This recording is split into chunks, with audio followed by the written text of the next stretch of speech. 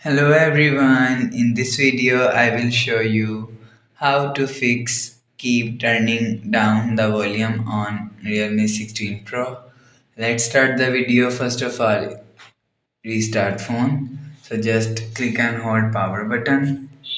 After just click and hold power button, so restart phone from here. After restart phone, you will see your problem is solved. But if it not solved, so again click on settings app. Now in settings, scroll down, and click on system update. After click on system update, click on software update. After click on software update, you will check your software update is latest. If it not latest, update your software latest. After update software, go back to home screen. You will check your problem is solved. But if it's still not solved, again click on settings app. Scroll down to end, click on system and update.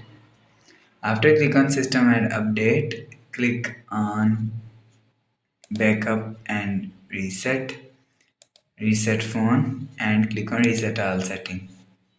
Enter your phone pin and click on reset. So it just reset all setting. It's not clean and remove your phone memory and data. After the process, go back to home screen. So that's how you can fix keeps turning down the volume on Realme 16 Pro. If you like the video, please subscribe. Thanks for watching.